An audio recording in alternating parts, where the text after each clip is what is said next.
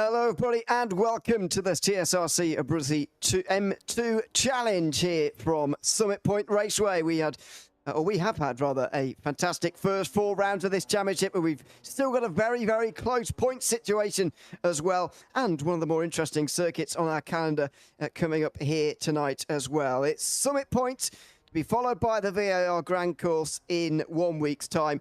Very much looking forward to the end of this season and what it's going to bring, because from what we saw last week, even at circuits as difficult to overtake as Oschersleben, we still see fantastic racing in this series. Myself, Ian O'Leary and James Poppet along with you for this round of the championship. As always, a 15-minute race followed by a 30-minute race where the top 10 are reversed, and qualifying is only a few moments away. It's good to be back on this series, James. I had a lot of fun last week at Oschersleben, I've got to say. Not a circuit traditionally known for overtaking, actually, and neither this one. But in these cars, somehow, you can feel positive about a very exciting race. I am looking forward to this. I love Summit Point. Right, I don't know why. I thoroughly enjoy Summit Point. I think it's great. It's great racing. It's just great in every way. The rundown from the last corner down into turn 1, that's going to be the overtaking opportunity. However, they start going in after that, well, it could be a little bit more interesting, especially down through the chute, the wagon, and down into the carousel. I think it's going to be awesome. One of the things I do want to touch on as well, qualifying bans. We have some. Maurice Pickler, accumulating six license points, banned from qualifying. Tom Davidson, banned from qualifying. Felix Smogy, banned from qualifying for 6 license points. And I'd like to also shout out Watery Turtle in YouTube chat. Sharpie raced clean like last week. Can lightning strike twice? So there we go. I find that quite amusing. Welcome in everybody else. Big Pigs obviously racing's here as well, and Yuan Slander back in YouTube chat as well. These guys have just gone into qualifying. Of course, 10 minutes and 3 laps, which ain't going to take very long round here. We continue our streak, by the way, of having somebody with a qualifying ban on every round where it's been possible, which is not a great record, but it is a slightly amusing one, although not for those who are going to be starting at the back here today. And pretty important for Tom Davidson as well, I would say. He's a race winner earlier on this season. In fact, the very first round, the first race of this season, all the way 4 weeks ago now, the end of February at Okayama. So he's a big contender to be down the back. You'd expect him to at least try and get in the top 10, and then he can maybe have a good race too. Let's just talk about the point situation before the qualifying laps really start to come in, because still a minute or so away from serious lap times. Wojciech Dvorak has held on to his championship lead only just with 2 4th-place finishes last week. Josh Millington gained points in the first race and then lost them in the second, although I think he did still gain overall on the day. He's 3 points behind. Mike Pollard is 16 behind, a further 5 ahead of Jamie Nuttall, who's just outside the top 10. Francesco Pettelin is next. He won the second race last week. Kieran Sharp won the first, and he's 6th. Tom Davison is next. As we mentioned, he has a qualifying ban. Andrew Pike, Matt Acton, and Felix Smoggy round out the top 10. Smoggy also with a qualifying ban. Philip Spiver is next. I don't think he was at Oschersleben from memory. No, he wasn't. He was the highest of those who wasn't there. Guillaume Hamling just in behind him with 2 top 10s last week. Jack Southfield as well, 2 top 10s. Dave Kahn had his drop week last week. He's 14th now, ahead of Stefan Mellis, who can't have a drop week because he didn't start the first round. Alex Richards just outside the top 15. Then Francesco Cardillo and Maurice Pichler, who didn't start last week either, in 18th place. Further down, there really aren't very many who started at all or indeed had points scored last week. Mauro Gabati, in 20th, did score points. He's still 20th, though. Moved ahead of Kevin Siron, actually, who hasn't been here since round 2.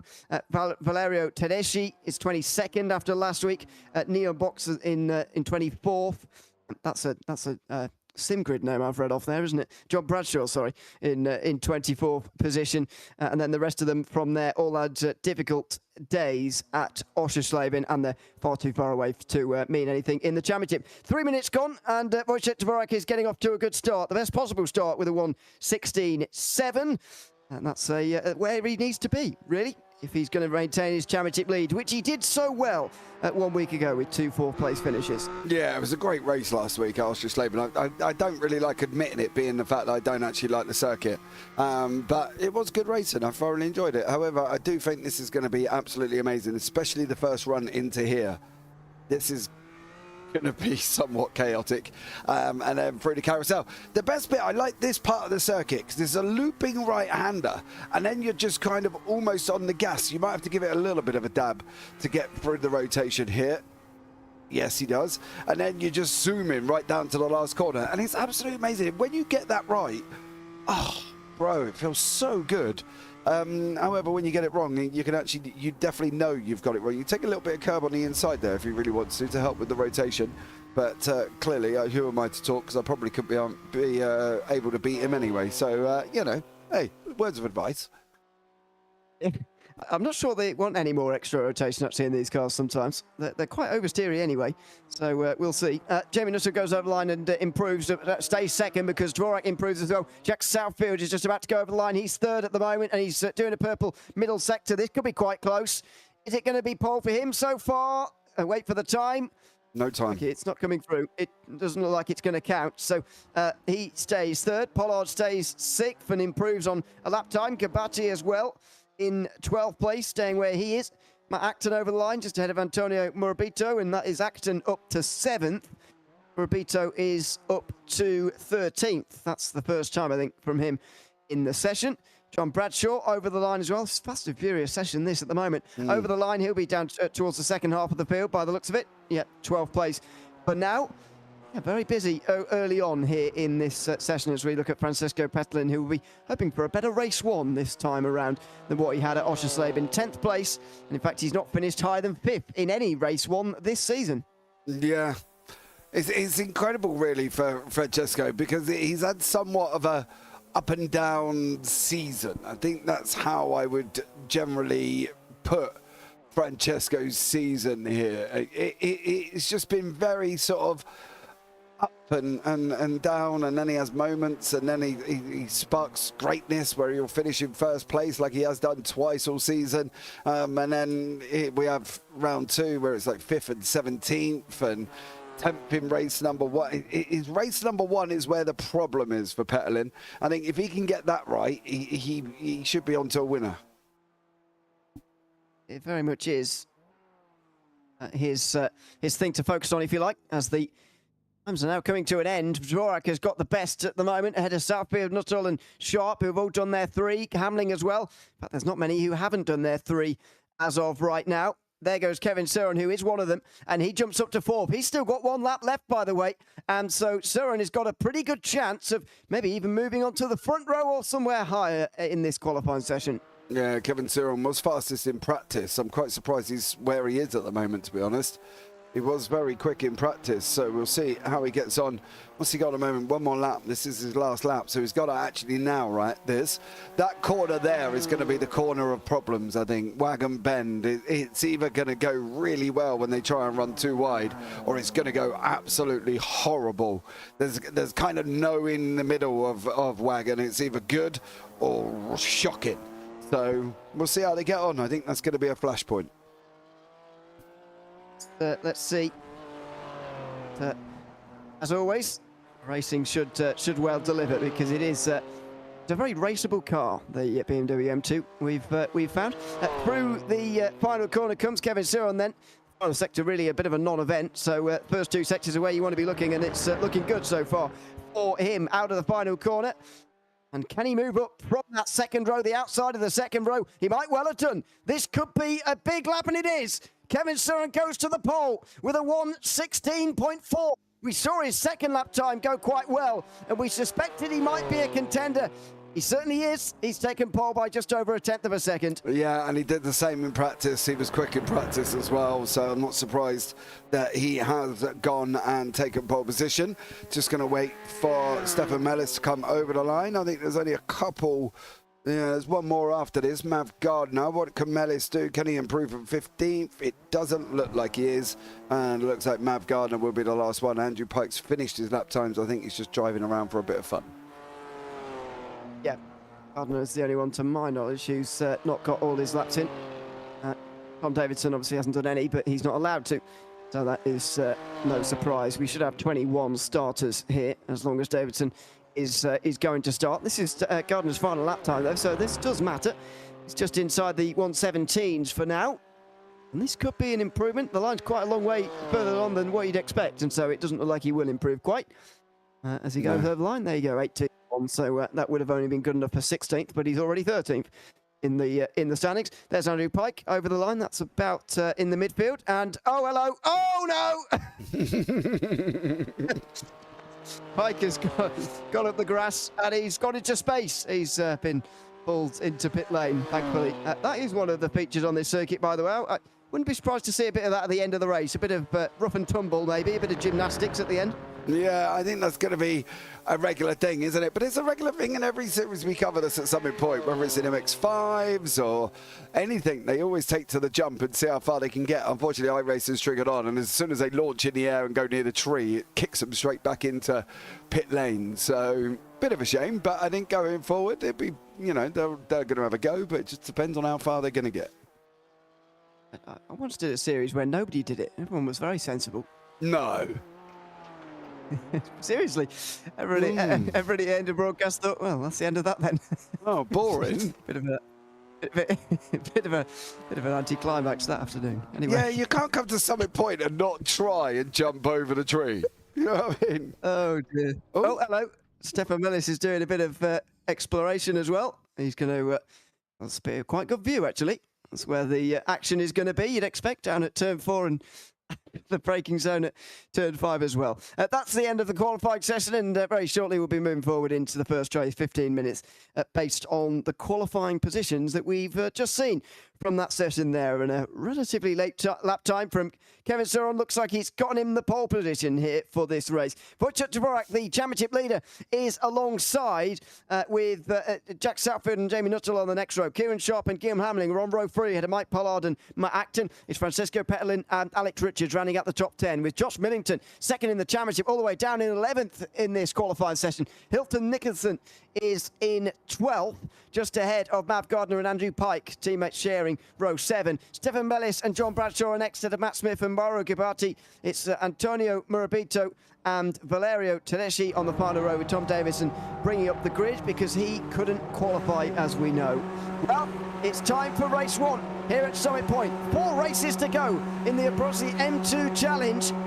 Who's the championship going to go to? As the leader, Dvorak, gets underway from the front row, he immediately cuts across Southfield and defends that second place, but only just. He just about measured that one up correctly so that he could get in line in time. Outside line for Southfield then, as Saron is actually able to take the racing line in towards turn 1. Southfield has to go around the outside of Dvorak in the yellow and black on the inside. That'll give him the outside when it comes to turn 3. Oh, Can he didn't make even make it. Oh no, it's the spin, and there's a big accident already here for Dvorak, the championship lead. He's bouncing across the grass, across the circuit. Southfield goes, he's going to miss everybody somehow. Dvorak is going to stay on the circuit, and he's going to stay in the top 10, or is he? There's drivers coming left and right now, past him, in towards turn 4, and then into 5 and 6. This is dramatic, and Dvorak is down already side by side with his main championship rival, despite starting 9 positions in front of him. Oh my God, how can they go and crash A on a straight, and B, how did Southfield miss everybody?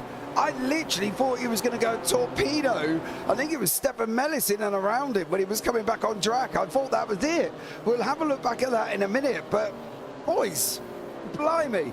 That's not good, but it's good for us because we've now got Petterlin, Dvorak and Millington all together on the race circuit. That was literally insane. How did he miss everyone? I have no idea.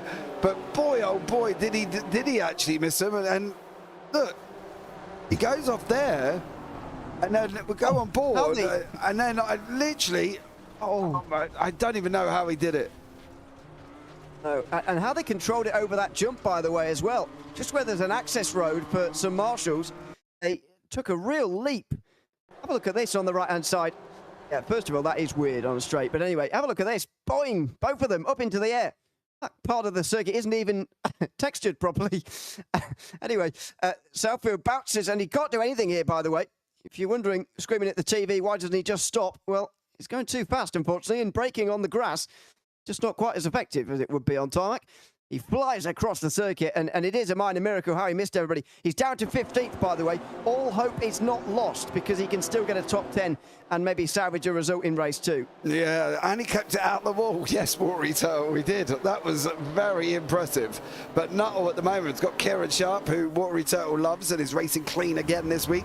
As we go on board with Kieran now tucked in behind Nuttall. Is he going to make that move down into turn 1? Is he going to get the opportunity? He is. Very difficult to overtake here. If you position your car in the middle of the track, it makes it almost impossible for the guys to get through. But Sharp gets that inside line, but I think Nuttall's going to try and come back at him on the exit. It's a pretty good run around the outside from Nuttall, actually. This has turned into a very big point-scoring day for him if he can stay up here.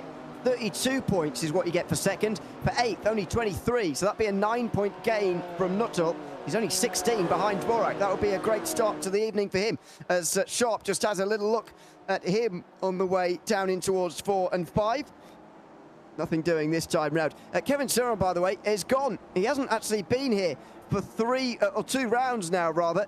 He did win race 1, though, last time he was here. That was round 2 at Oulton Park when he took that first race victory and then scored a top 5 in race 2 as well. But he's leading comfortably right now. This is down in the pack. Mauro Gubatti has been making places. John Bradshaw trying to stop him from doing that. He's in 13th place at the moment, just in front of Tom Davidson, who's going to pop through on our right in a minute. Well, there's the contact.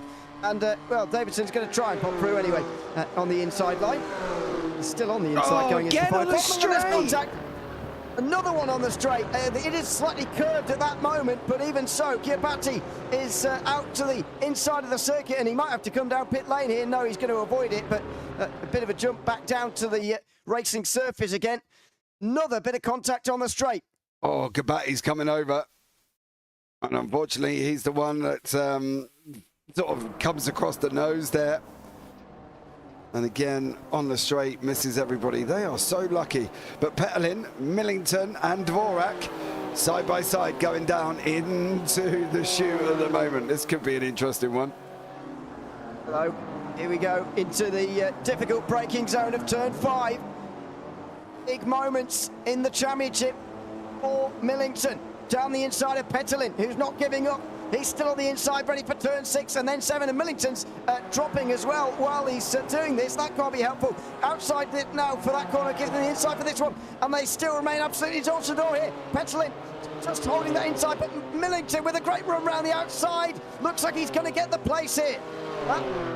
Be 6th place for Josh Millington, is it? It's close. 7th place rather, that's contact. And Millington spinning out to the outside. Oh, he saved it. Good save. He'll have to drive through the gravel and get back on again. But Millington all of a sudden loses ground now to his main championship rival. Now Dvorak and Petelin are side by side as well. I'm surprised they didn't do more leaning. I thought they might have lent on each other a little bit more there. Petelin was very respectful. However, he has just run Dvorak deep into turn 1. And now Petelin comes out in front. But the interesting thing for me was how that didn't start earlier on as well, because there was the initial contact. You see Millington sort of hard saves it and then comes off through the gravel and back onto the racetrack. But there was a couple of times Petelin and him really kind of lent on each other, especially coming through this section. Petelin's pushing Dvorak out again. He needs to give him a little room. Oh, he's gone. Francesco's off. Gone. And he's going to be off right in front of Millington, who's not taking no for an answer this time. Stamps it down the inside, down at turn 6, and that is 10th place for Millington. Southfield, by the way, got back into the top 10 because of all this. He is already benefiting from a reverse grid, and he might actually get a decent finish in this race, never mind the next one, the way he's going right now. He's on the back of Pike as that incident has all unfolded. Teammates, so they won't fight like these guys have been, but that was Millington very much saying, thanks very much for what you did last lap, I'm not spending any more time behind you, and he went through into 10th place. Yeah, Southfield's being flashed there by Pike. I don't know if there was any form of RG. Oh, he ran him in a little bit deep, but that'd be why. But Millington literally just turned around and went, no, not this time. You've lent on me before, and we've had RGs, and now this time it's mine. And you can see Millington literally forced it up the inside there, and it was great from him to see. However, if he keeps doing that, it's not going to be great. There's action further down. Bradshaw, Davidson and Richards all here. Bradshaw on that inside in that Moo Milk or Muller, is it Muller Milk livery? Looks absolutely amazing as well. Why, you know, if all else fails, dress yourself up as a cow and hope for the best on that one. But Kieran Sharp, Nuttall and Mikey Pollard are back together and getting very close. It doesn't look too out of place in the fields of West Virginia, which is where we are today. Don't ask me to tell you where that is in where is in that, America. Mr. O'Leary? It's somewhere West Virginia, somewhere in North America. Meanwhile, out of the final corner comes Nuttall. He's under a lot of pressure here. Could be a big point scoring day compared to his rivals, but he is coming under increasing pressure. Say increasing, it's been pretty high from the start from Kieran Sharp in towards turn 1, but he's always been getting these neat runs on the outside of turn 1, and so that's been saving him so far. However, this time Sharp's got a better exit himself, which is quite hard from the inside. Now, don't do what the others did on the way towards this corner last time. They were getting quite close at a moment there. He stays alongside Nuttall, and he gets the place back again into turn 3. Can't quite shut the door. He does now, finally.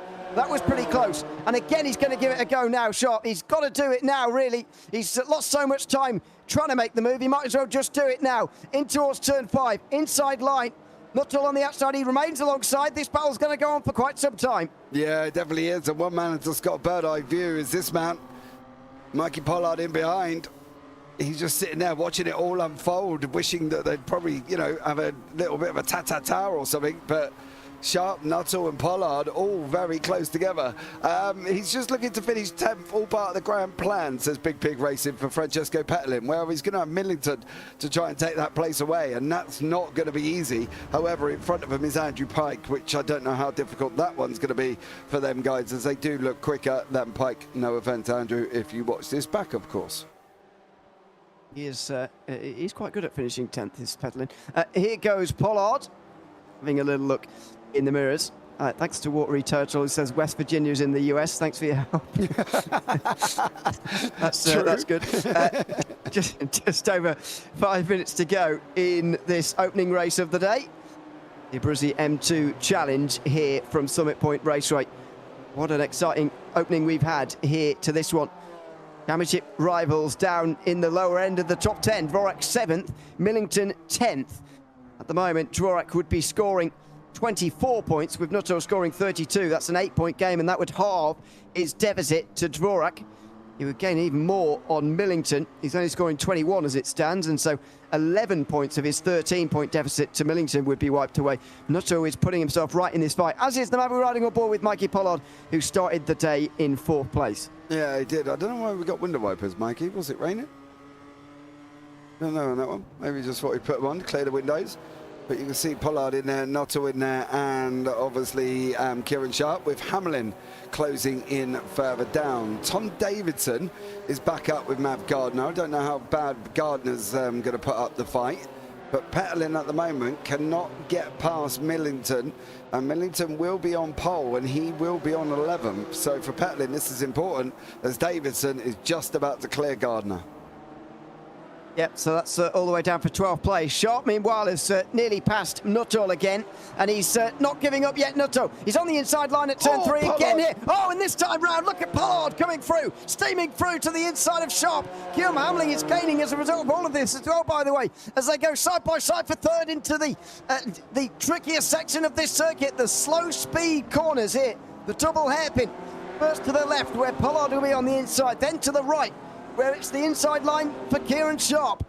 He should just edge ahead as a result here on the second right-hander, and he bounces over the curb, but he does get it. That was close, and again, Nuttall under pressure, but now he's got a bit more breathing space with 3.5 minutes to go. Yeah, he has at the moment here. So great job from Kieran Sharp and Mikey Pollard, and Nuttall is just kind of spread away, got away just a little bit, and is doing a great job here. But Hamlin sitting in behind him at the same time, putting him under pressure. So for Guillaume Hamlin, he's slowly coming. He's just enjoying what he's seeing in front of him right now. And he is benefiting greatly as a result. No side-by-side this time round, as we get on to 3 to go, by the way. Kevin Siron, as long as he doesn't make a mistake, has surely won this race in the first position. Pike, Millington, Petelin all quite close as well. Dvorak quite close to Matt Acton. There's a number of groups out there on the circuit for now, and look at Dvorak in the background there. He really was applying the pressure to Matt Acton for that 6th place. And maybe he's even going to have a chance down here. No, he won't quite go for it there. On Acton, he's in probably the best livery in the field, if I don't mind saying. And Dvorak can't find his way past him just yet. He's now on the outside at turn 7. So he's going to have to wait till a little bit later. By the looks of things, he's... So I muted myself there. A couple of laps after this one to get it done. Yeah, Dvorak's just got to try and clear Acton. Whether or not he's going to be able to or not is going to be a different story here for Wojciech Dvorak. I think at the end of the day, he's all right. He's up in that mid-half. That's fine. I'm interested here what's going to happen here. Can Pike hold on to that? And is he going to be able to keep that position away? And Josh Millington, is he going to be able to, for him, hold Petelin back? This is the thing. This is a massive moment because there's 10 cars in the middle of these. You know, Millington hits pole, Petelin stays in 11th. That's 11, 10 cars in behind. Yeah, it's absolutely massive. And that's why you're seeing this fight going on right now. That's why you also see some series, by the way, just reversing it based on qualifying for race 2 rather than the opening race results. But this is why we like having the top 10 reverse based on the race result. You get a proper race as well for that lower end position, and we are certainly getting one here, more than we got actually last week. Dvorak versus Acton has been settled in favour of the championship leader for now. He's got his nose in front, but he's going to struggle on the outside through this double. Right-hander, bounce over the curb from Acton. Now Dvorak's on the inside, now he's on the outside again, ready for the penultimate turn, and Acton's going to slam the door. So Dvorak, well, not quite actually, couldn't quite get it fully shut. Dvorak kept his foot in the door there, he kept it ajar, and now he can maybe step through it in towards the final corner. Long way around the outside here, especially with Southfield gaining. He can make it pretty wide here. Side-by-side racing between the two ahead, but what does it mean further behind for Southfield? It doesn't look like he's going to try and actually get through it. And Dvorak slams in front of Acton, who goes straight into the side of Southfield here. Who's on the outside? Acton suddenly boxed in, and he's getting overtaken by 2 now in towards the corner. Meanwhile, Millington and Pike are side by side, and Petelin's going to get through as well. Andrew Pike looks like he's been overtaken by those two right at the end here, and he's lost his top 10. So much drama, so don't know where to look. Pollard getting past Sharp as well for 3rd. Yeah, they're kicking off. The group behind are kicking off, and the group behind that are kicking off. It's almost one of them occasions I need 3 PCs at this moment in time to cover all this. But Pollard and Sharp are running side by side into the carousel. Pollard very, very tight, squeezing the door on him there. Now he's going to, Sharp's all out of shape. Oh, he's managed to hold it. Now in behind we've got Southfield now with Dvorak, and then behind that we've got the Millington, Pike, Petelin. Petelin has obviously got overtaken again by Pike, and that is the end of it. But we're on the checkered flag, and Siron's coming over the line. Evan Siron is going to win race 1 here at Summit Point. Dominant from him, really. We'll see what he can do in race 2 and whether he can go back-to-back here, something which he couldn't do at Oulton Park when he last took a victory.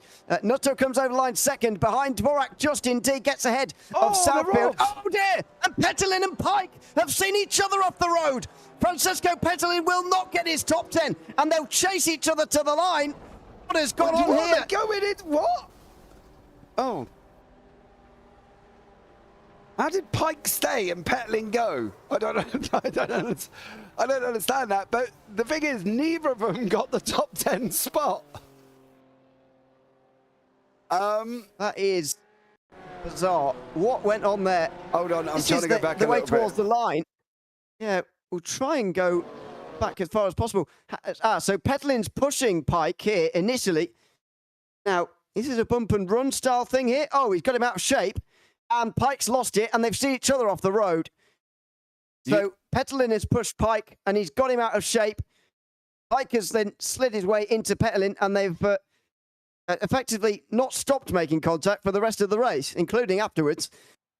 Very, very bizarre indeed. I don't really know what to make of that. I don't really know. I love Watery Turtle. We just put WTF just happened. I can't answer that question. And I love Tom. Handbags. It looks like handbags. No, possibly. It is handbags. It is handbags. Yeah, they were having a right little bit of a umpy, grumpy battle. So there we go. Well, what an end to the opening race of the day. Let's have a look at the race results from race 1 in the Abruzzi M2 Challenge here at Summit Point, which is at Kevin Sear on the top step. Ahead of Jamie Nuttall, who gains a load of points there, by the way. We'll do the maths in a moment. Mike Pollard gets onto the podium just ahead of Kieran Sharp after that last lap overtake. Guillaume Hamling rounds out the top 5. Wojciech Dvorak is just outside the top 5 in that 6th place. Jack Southfield alongside, quite literally towards the line. Matt Acton, Josh Millington, Tom Davidson will round out those in the reversed top 10. Andrew Pike will be 11th, having just missed out there. Amav Gardner alongside, then Alex Richards. This is Petalin, who's dropped down, by the way, and everyone promoted a place. Mellis and Bradshaw into the top 15. In that case, Matt Smith is 16th, Fedamora Gabati and Antonio Morabito. Hilton Nickerson didn't see why drop down, but he's down to 19th compared to where he qualified. I think he was in the top 10, or he was just outside of it. Then it's Valerio Tedeschi and Petalin, who must have hit the incident limit or something on the last lap there on the run to the line because he's dropped all the way to 21st. Yeah, I'm wondering whether or not he had a slowdown and couldn't get it off before he went torpedoing over the line there. I'm not entirely sure what's going on here. I've got gridding on my software and I've got warm-up up on the top. So I'm not entirely sure what's happening, but at the moment, they're in warm-up in my eyes. But yeah, nobody is on track, though, apart from Valerio Tedeschi. Can we see a replay of them diving into the bits? Unfortunately, I cannot do that. Once the time is software swaps over into warm-up, I am not able to go back. Big Pig Racing, Your Honour. Pike was clearly moving under braking and my client is innocent. Yeah. You'll find that your client moved him under braking, actually. Yes, I think there was a punt to pass situation going on there, Big Pig, that he couldn't quite shift him out the way. So there you go. But I think, look, I haven't seen them go off at each other in the chat at the moment in the Discord. So I'm keeping it that they might have just had a laugh about the fact that they were racing like that. Well, it might be happening privately.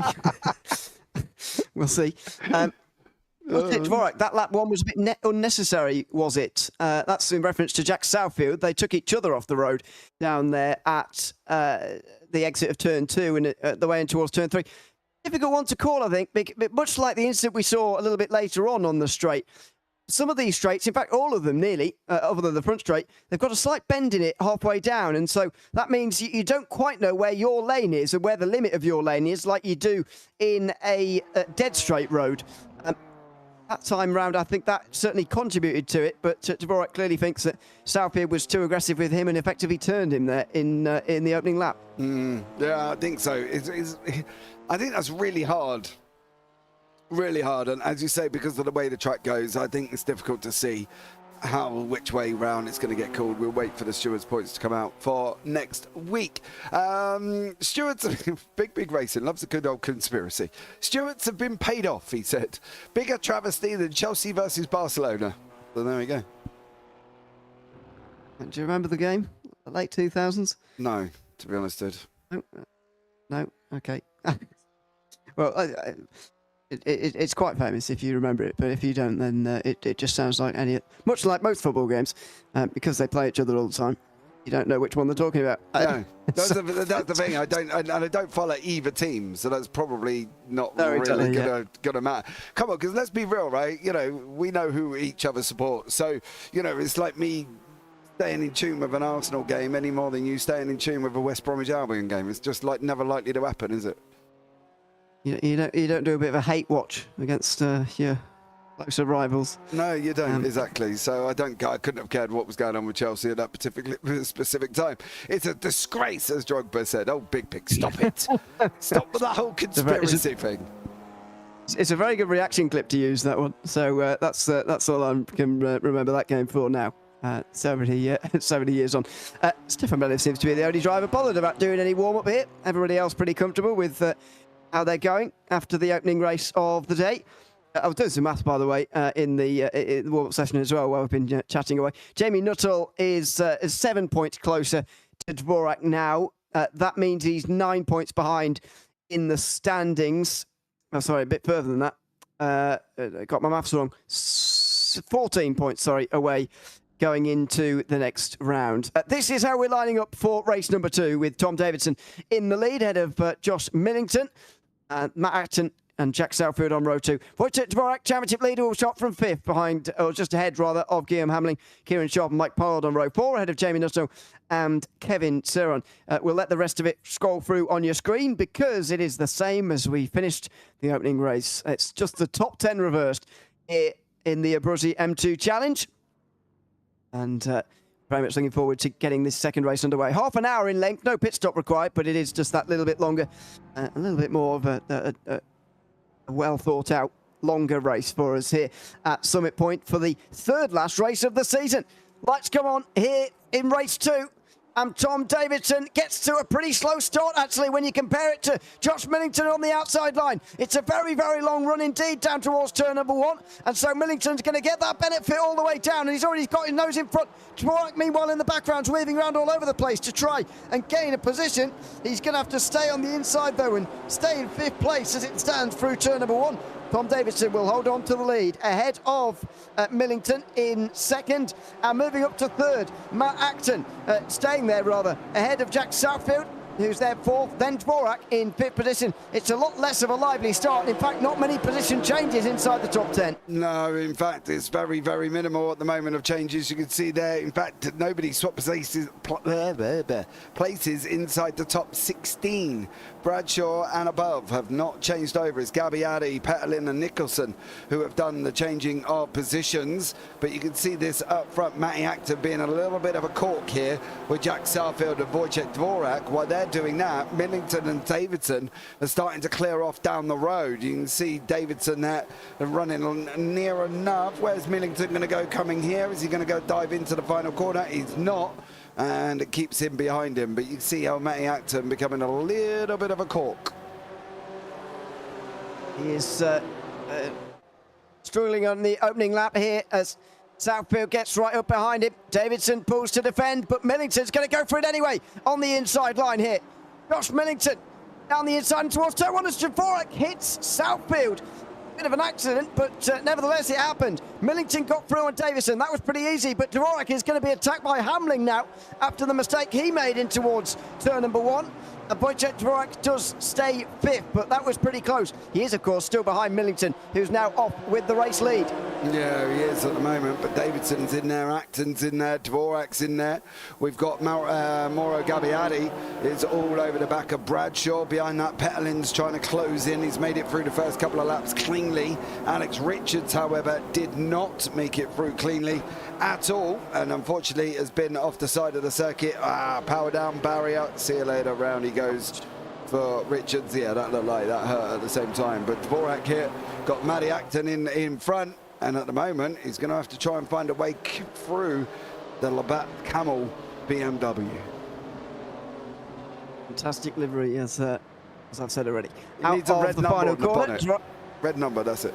There isn't any, or there is? No, he needs one.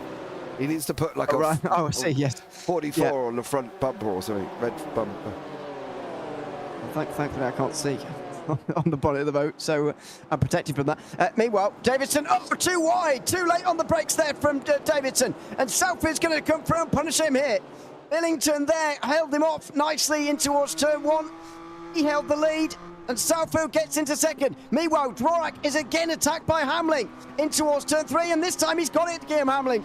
Guillaume Hamling has got 5th place. Dvorak's not giving it up just yet, though, and he will now have to. He's relegated to exactly where he finished race 1.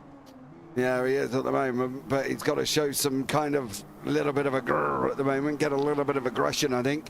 He just seems to be overtaken a little bit too easy there. We've got Pollard, Nuttall and Sharp.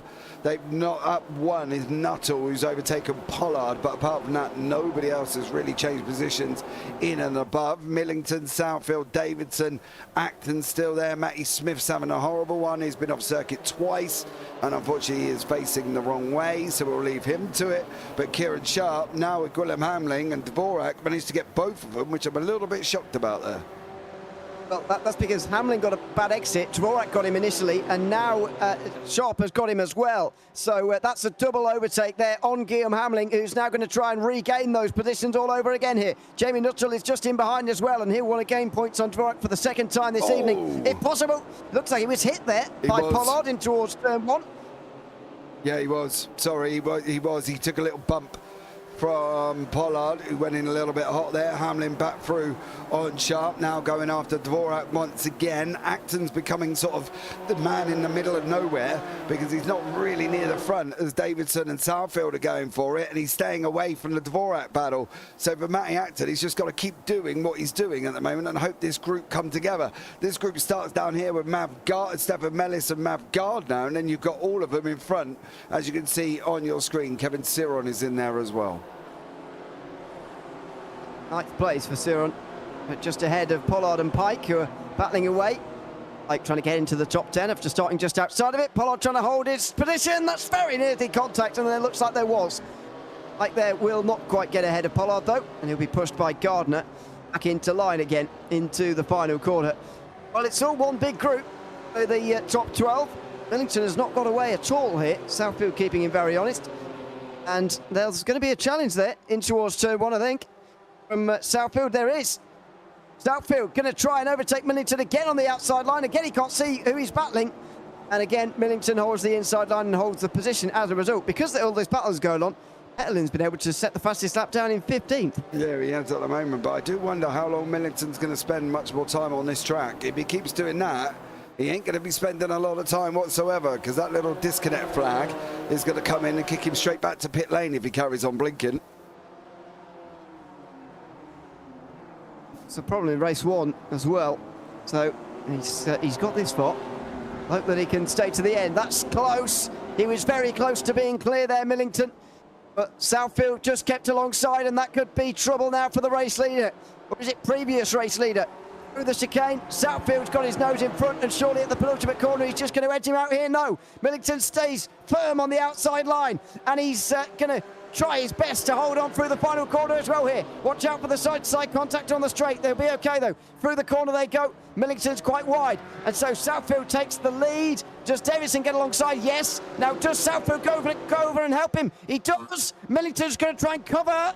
He can just about do it, and the lap car just pulls off the circuit. It's all going on here. It's all happening in towards turn 1. They're 3 wide nearly, and they can't see each other. Millington through the middle, and somehow they stay as they were in towards turn 1. Yeah, Dvorak clear Acton as well. They were 3 wide in turn 1, then they were 2 wide with a gap in the middle because nobody can see where Josh Millington is. How much longer is he going to last? I do not know. Dvorak's there as well. I like to point out, Big Pig, at the same time, I am a Spurs fan, so behave yourself in YouTube chat, picking on the mighty Tottenham.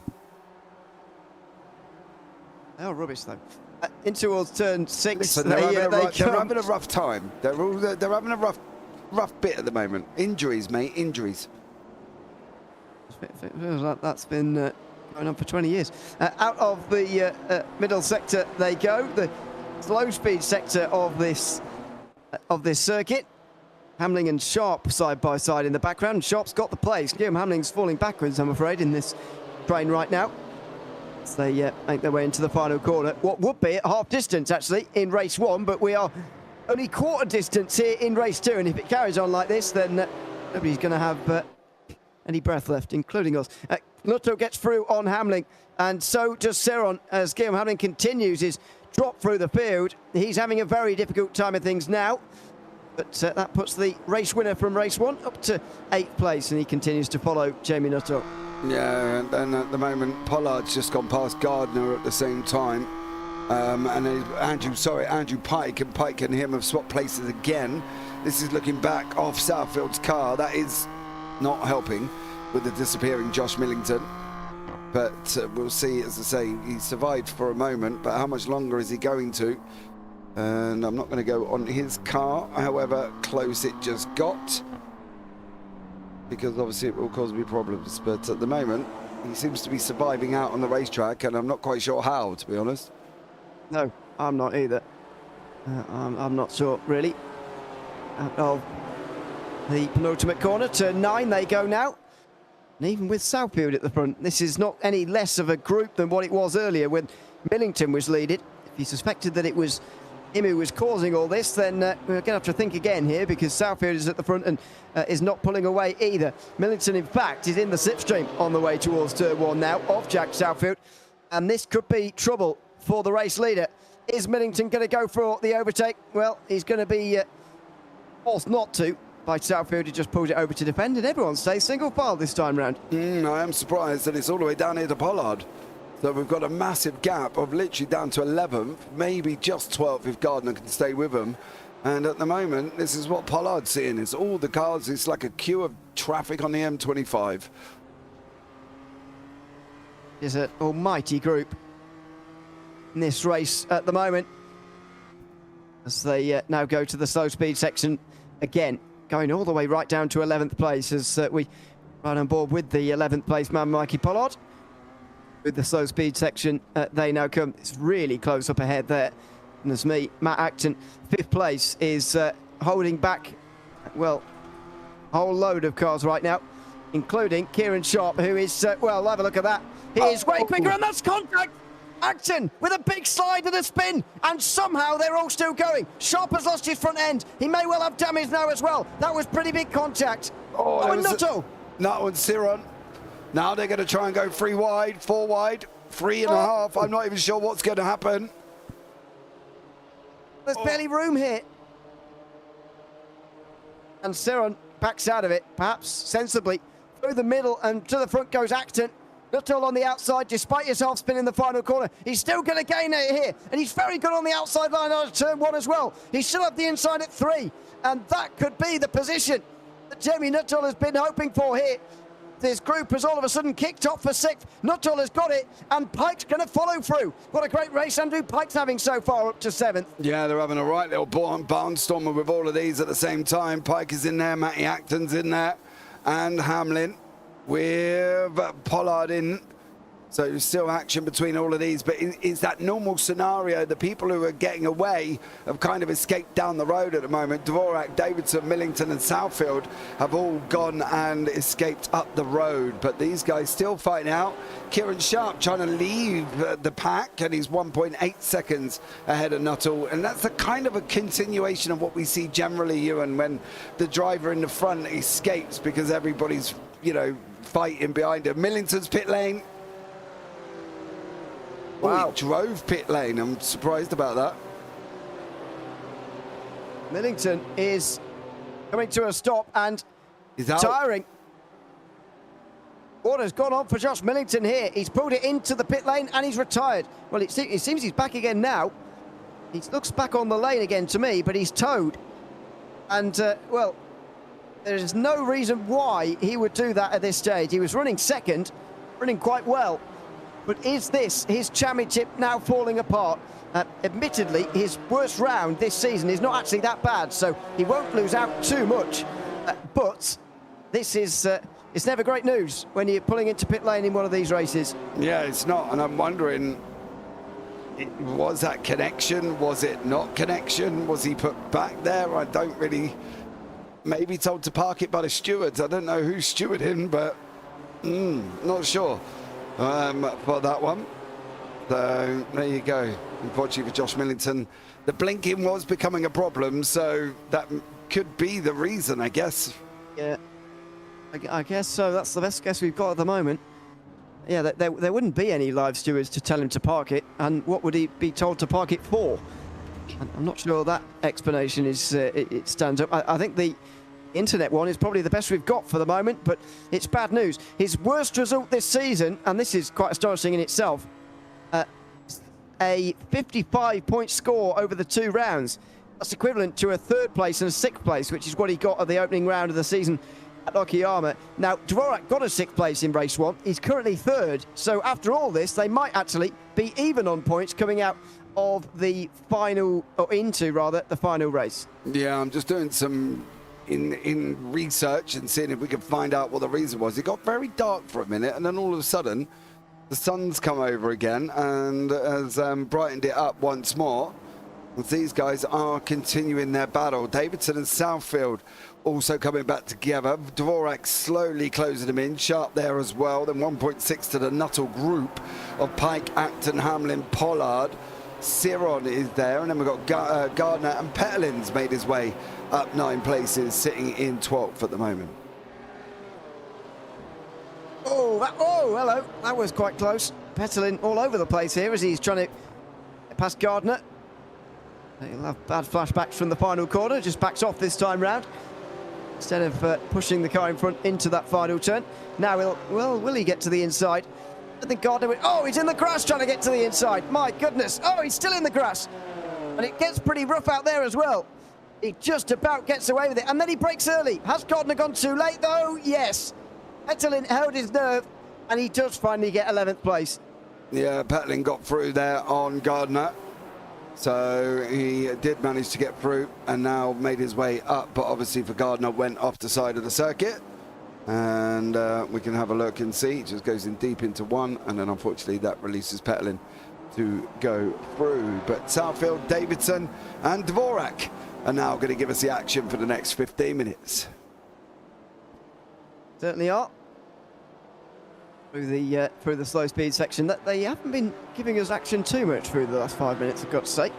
Southfield, Davidson and Dvorak. Get the feeling the championship leader is going to have to be the one to instigate this, but if he knows that finishing third would be enough to effectively score the same points as Millington today, then surely he will stay there for now and maintain his championship lead. And having said that, he could increase his lead if he finishes first or second, so maybe that will be in his mind as well as he gets into the slipstream of Tom Davidson here. And he looks like he's going for a dive. Just seemed to wait for the driver in front to get on the brakes and then go a bit later himself. He's stuck on the inside though, and he will not get through. No, he couldn't get the power down quick enough. You saw the correction on the steering wheel, unfortunately, Dvorak. I don't know if he's got this terminology of follow my leader in him. I don't know if that exists in Wojciech Dvorak, to be honest. I think it's more of a go, get to the front, win the race. So unfortunately for Davidson, he's going to be in a little bit of trouble, and well, there you go, job done. That was of his own making there, Davidson. He was put under actual pressure in towards turn 1, and then when he was on his own at turn 3, he got it wrong and went wide. So Dvorak goes through into second, and now he'll set his sights on Southfield, but it won't matter too much. That would extend his championship lead to 5, by the way, over Millington as things stand, which is not very much, but he'd sooner have that than a 5-point deficit going into the final round, that's for sure. If it's below 5 points or below, by the way, then Millington can still win no matter where Dvorak finishes. It is still technically in his hands, but it would be 2 race wins that he requires, which would make things a little bit difficult. But the point being, they would still have both of them the championship in their hands, and at the moment anyone within 30 points of Dvorak would have a chance of winning the title in the final race. I have to say that's probably reduced to 4 now. Dvorak, Millington, Pollard and Nuttall, with the latter 2 there probably less likely to win the title than the first 2. But you never know. There's still nearly half of this race remaining, and Dvorak has got a very slender advantage for second place. Yeah, he is. He's got to try and really get Southfield if he can. He's running nose to tail at the moment. Davidson putting him under all heaps of pressure. Pollard's putting Acton under pressure as well. Gwynham, Hamlin, Siron, Petelin is just in the background as well. Big Pig starting off controversies. Knowing Francesco, we'll probably get a 5-second penalty for that. Stop it! On that one as well. Southfield leading, not surprised. I would be. It's been a tough race too, to be honest with you. He's got up front for now though, as behind Mike Pollard gets ahead of Matt Acton, who's still the cork in the bottle really in that group. Hamlin is behind him as well. You just see them coming over the rise in the background as well. All pretty close together. And Dvorak now as well on the defensive immediately out of the final turn. Not even waiting for the slipstream to take shape. He just immediately pulled it over there, David, to stop Davidson from going through. Well, he's very wide on the outside there. Davidson will do well to stay there, but he is doing well so far. And he has got the exit, staying on the inside for turn 3. This is going to be a change for second, maybe. Yeah, is he going to be able to get up the inside? That's going to be the question. And Wagon Bend, they are going to run it there. Petlin's going to take a little bit of an off track.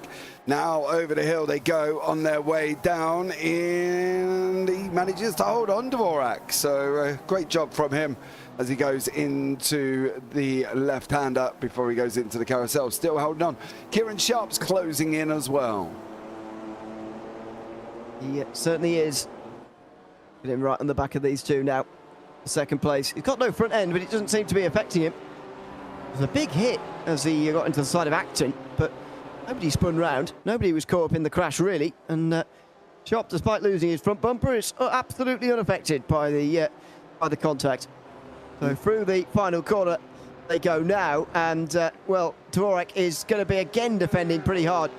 Pulled it over immediately last time round. He's doing it again now as they run down in towards turn one again. If he looks to the left, Davidson trying to get late on the brakes and do the same thing what he did last lap, but doesn't do it this time. He actually pulls back for maybe a cutback line instead. Yeah, he's trying to get through, but he just can't, can he? Dvorak's putting his car all in the right position at the moment for Davidson, and he's kind of trying to get there, but he's just not able to. It's very difficult, as I said, for Dvorak. If he just puts his car where it needs to be, Davidson's got no hope of trying to do anything. You know, come out of that corner, put it on the left-hand lane. Davidson's got to try and run around the outside. Not an easy task. Even though he wants the inside for the carousel, he's just not going to be able to get there. Dvorak's just got to keep doing what he's doing at the moment, put that car in a defensive position, and for Davidson, he's going to struggle all day. See, out of the slow speed section again, that's a better line from Davidson. But there's no chance of going through from that distance into the final corner. It is the battle for the highest position in the field, by the way, as Southfield continues to stretch out the advantage at the front. Davidson again with a better run out the final corner. He is nailing it a lot better than Dvorak is, and he's getting under pressure as a result here. Again, Davidson on the outside line. He's got his nose in front this time before the braking zone. Dvorak's going to have to brake very late to reply, but Davidson's realised going right round the outside is better than going for a cutback, and this time he's made it work a bit better. In fact, he's made it work very well. He'll have the inside for turn three.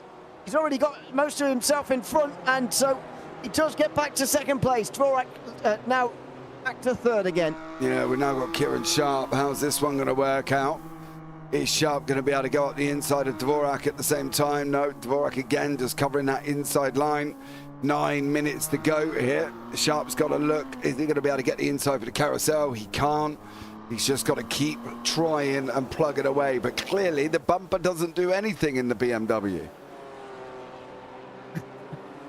Oh, it don't, does it? You know what I mean? No, well, really not, no. This is Acton versus Serron, by the way. Kevin Serron struggled to get through the traffic here, notably. Only quick in the first race, but some reason not quite as able to overtake as he is to do good speed. Yeah, Hamlin and Petlin. Ooh, Petlin's going to have the inside. Is he going to get the run down the start straight? It's going to be very, very close here between these two. I think Petlin just lost a bit of speed on the exit of that final corner, and Hamlin looks like he's going to hold on going into turn one. Don't die from there. Don't die from there. Don't. Oh, he did. Oh, that's wide, not. He slammed straight into the side of Hamlin there after missing the apex. Then, well, it's all hard racing in the end, but Hamlin won't be very pleased. He's now outside of the top 10. And Petlin is inside of it again. Dvorak, meanwhile, is side by side with Davidson somehow. Seemed to come out of nowhere, really. Oh, and they're still side by side. Nuttall has caught up as well here, along with Sharp. Pike and Pollard are not too far away either. This could get a very large group in the final 7 minutes of this race. And Dvorak on the inside just slides into Davidson almost, who slides himself. And Dvorak now does get back into second place again. Yeah, and now we've got Kieran Sharp in the mix, Jamie Nuttall at the same time. And we've only got 7 minutes on the clock. Sharp's just overtaken Davidson clearly again. Not worried about that damage. He doesn't seem to be affecting him in any way.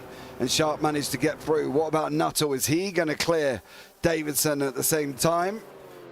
Well, yeah, possibly that he might look down going into turn one, but Pollard's coming into the back of the picture. So is Andrew Pike. These guys are bringing more and more in behind him at the moment. Nuttall has always been strong on the outside of turn 1 here. Can he use that again? No, not this time. Davidson's been pretty good on the inside, to be fair, on the exit of turn number 1, so he's found that difficult. But 6 cars, just less than 7 minutes. This is going to be a quite fantastic end to the race. Race number 2 here at Summit Point. And at the moment, Jack Southfield is on his way to race victory. Who's going to be behind him, though? Dvorak, Sharp, Davidson, Nuttall, Pike and Pollard all in the conversation, and 3 of our 4 championship contenders all in here as well, scrapping for very important points. Yeah, he is at the moment, but Nuttall and Pike, Pollard, Ciron, Davidson, Sharp, Dvorak are now all back together almost, and Dvorak's not quite getting away. That fighting has just brought everybody into the top 7 back together again as we're going into the final 5 minutes. We are indeed. It is close to the end of round 5, unfortunately, of the Abruzzi M2 Challenge. It's been another thoroughly enjoyable one. Let's see if there's one last moment of drama here to finish off with. These 6 make their way in towards turn 1, and this time single file all round. Just over 5 minutes to go. As it stands, Dvorak would gain a couple of points in the championship, by the way, over the now retired Josh Millington. If he slips to 3rd, though, or even slips further down, then he'll actually lose points because Millington's drop round is so good. This is Millington's first race where he finished outside of the top 10. Yeah, he's out. That's the thing, isn't it? It's kind of his first race outside the top 10, and it's first DNF kind of almost of the season. So unfortunately for Millington, It is. this has not gone down too well. This is round 5 at the moment. It absolutely is his first DNF of the season. He has not finished below 9th all season long, although he did finish 9th again here today in the opening race. This, meanwhile, is the final corner for Dvorak as he tries to hold off Kieran Sharp. Tom Davidson was always getting very good runs on Dvorak, actually, out of the final corner. I just wonder whether Sharp's able to do the same here, because he's a few tenths behind off the corner there as they cross what could be still 4 laps to go, by the way. On the brakes, Sharp again, no side-by-side through turn 1, and seems that he can't quite get as close. Yeah, he's trying, Kieran Sharp. He's not letting anything sort of affect him, but you see when we've got the 6 cars in here, and they're all 6 very quick drivers, they can all, you know, be up the front when they need to, and Dvorak's going to be under a whole heap of cosh at the moment. Petlin and Acton are in the background. They're literally nose to tail with Gwilym Hamlin, so they're not giving up the fight either. Francesco Petlin, as he chases down Matty Action. Is he going to be able to get the inside? I thought he was going to force it. It looked like he was shaping to do that, but not this time. He will have a look at 9th place, Acton. But for now, not able to do it through the slow speed section. To get some good exits off here off the final corner, and then he might well have a chance. Jamie Nuttall's got a good chance of overtaking Davidson here as well, by the way, out of the final corner. He's very close. Davidson close to Sharp as well. It's all starting to stack up for 3rd place, never mind 2nd. Dvorak's looking quite safe now in that position. It's looking like 3rd, it's under fire now. Davidson down the inside of Sharp, and surely they're not going to fight each other too hard. They know there's not long left in the race, and they're teammates after all. But it could cost one of them some more positions now. Davidson's stuck, it's sort of boxed in. That's allowed Jamie Nuttall right round the outside, using that exit off of turn 1. He'll be on the inside again for turn 3.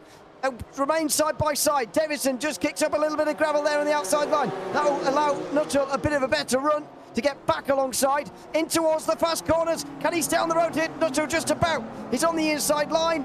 He's still alongside. This surely confirms the 2nd and 3rd positions as Dvorak and Sharp. But who's going to finish 4th here? Nuttall is trying to make sure it's him, but he's stuck on the outside, and now he has to cede the position.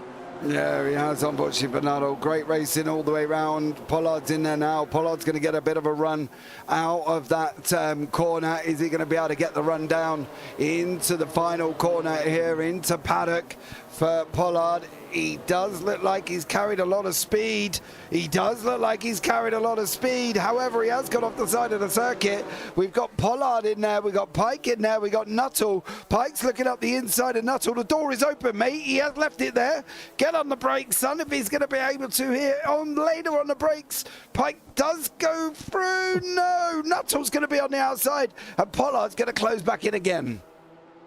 And Sharp's overtaken Dvorak as well. They're still side by side, but it's side by side for second as well here. As Dvorak's on the inside line and Sharp on the outside, there's a little bit of contact. Maybe everybody is going to be drawn back into this one again. I thought it was done for second and third, but the battle just continued on. There's going to be another lap after this one, by the way, as Nuttall drops back to the pit lane. There may well have been problems there for Jamie Nuttall, who has dropped back to pit lane. Will check in later, but that could be his second DNF of the season, which will be an absolute disaster and surely the end of his realistic championship hopes. Meanwhile, Dvorak still going at it with Sharp, still on the outside into the penultimate corner. And now Davidson's going to have the best run of all of them here. Is he going to make it free wide maybe? Or is he going to push his teammate here? He's going to push his teammate into the final turn. Sharp is going to have his nose in front, but he's been pushed too much, surely. It's gone into the corner very fast, and Dvorak's going to get the exit onto the front straight. Yeah, now Dvorak's going to go through. Pollard's going to have a go in behind. It's going to be 2v2.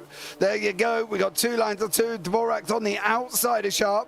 Not quite sure that's the best place to be at the moment for Wojciech Dvorak, but he's making it work.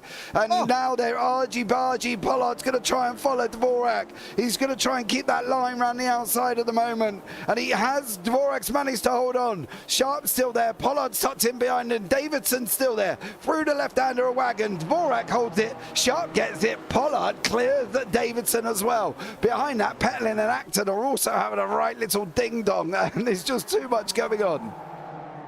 There is, and it is the final lap now as well. Dvorak defending into turn 5 and round the outside from Davidson. Everybody pulled to the inside there to defend their place, and Davidson very nearly went round all of them, but he remains in 5th place. What a battle this has been towards the end of race 2. It's all happening behind Jack Southfield, who's going to come through the final corner in a couple of moments to surely win this race. He's actually put a couple of drivers a lap down, would you believe it? Tedeschi and Morabito right in behind him, but it's Jack Southfield who weaves himself over the line to take victory in race 2 at Summit Point. Further behind, Dvorak, it might well get dived at the final corner here. It's going to be a run to the line. Can Sharp get him in time? No, not quite. Dvorak finishes second, and he extends his championship lead as well. Yeah, Hamlin took Petlin there. Go on, Francesco, up the hill. Ah. Go on. Oh. Very anticlimactical. Did Jack do it after the checkered flag? No. Sharp must have done. Oh, they're going off at the same point. Hello. No, that was the end of that. Blinking. Whoa, Oh, my word. Well, whatever went on after, there was a big old clash. There we go. Oof. Oh, dear. It'll take a lot for iRacing to tow you around this circuit, I've got to say. No, wouldn't it be funny, though, if one of them ended up getting drive-through because it was close to incident points then, and whoever's just crashed into the back of him has just caused him to have one and a penalty. Now, that would be ironic. Yes. Yeah, I'm not sure they'd find it funny, but it would be amusing. Matt Smith is towed before he can give us our enjoyment, which is a shame. But anyway, that is the end of the 5th round of the Abruzzi M2 Challenge. What a couple of races it was. Jack Southfield was away from most of the battling, and he wins race 2 ahead of Wojciech Dvorak, who sees off Kieran Sharp, Mike Pollard, Tom Davidson, and Andrew Pike at the end. Kevin Serra was even closing as well, but he ran out of time, really. Matt Acton, Guillaume Hamling, and Francesco Petlin rounded out the top 10, with Mav Gardner just outside. Stefan Mellis was next. He finished just ahead of Hilton Nickerson. Matt Smith, the last driver on the lead lap, as we just saw. Valerio Tedeschi was put a lap down pretty late on with Antonio Morabito. Mauro Gibatti as well. Jamie Nuttall was 2 laps down after retiring late on. 3 laps down for John Bradshaw. Alex Richards had a couple of crashes quite early on. Josh Millington parked it because of his internet problems. And so that is the run-through of the field. A good day for Dvorak, you would say. He's gained ground on the championship, although next week, either him or Millington could win it if they do something which hasn't been done this season so far and win both races on one night. Well, we're going to find out, but I wouldn't like the chances. I've got to be honest. Francesco Petlin seems to be the man of race number 2. However, he didn't have a great race 2 there, mind you. So, unfortunately for him, well, he's got to kind of up his ideas, but I don't think he's going to get there anyway. Nuttall, Pollard, we think. It's going to be a tough outside chance for them, but I think Dvorak, Millington, they will be the ones going over the line champion next week. Just to give you an idea, by the way, where people have finished in race 2 so far this season, 15th, 5th, 8th, 5th. And tonight, Seren got to 7th. So, yeah, it's very, very difficult indeed. We're not seeing anybody finish better than 5th after winning the opening race. I think Nuttall and Pollard might have mathematical chances, but Nuttall's a doubt now after dropping out late on there. Pollard will be in with a mathematical chance at least, but he came into today already 16 points behind. He may have lost some more today as well. In that last race, he lost 4, although he did finish the first race in 3rd place, didn't he, with Dvorak down in 6th. That will have gained him 5, so he gained 1. He is in with a mathematical chance, but you get how difficult it is to gain points here. Dvorak's gained 2 on Millington. Pollard's gained 1 on Dvorak. It's not exactly big margin stuff here. No, it's not, and that's the thing as well. It's the problem is you need people to have a bad race. You don't obviously wish that on anybody, but you need obviously for Pollard, he needs to win, and Millington needs to be down the back or something. But you know, it's I can't see how this one's going to be any closer than what it is at the moment, and I think it's going to be Dvorak, Millington battling that out. So. Yeah, it's going to be one not to be missed. Make sure you join us again, same time, same place next week, because we'll be live with the finale. Big thanks to everyone who's been tuned in and chatting along with us tonight. Big Pig Racing saying he's off on a honeymoon next week. Not a honeymoon, his honeymoon, not someone else's.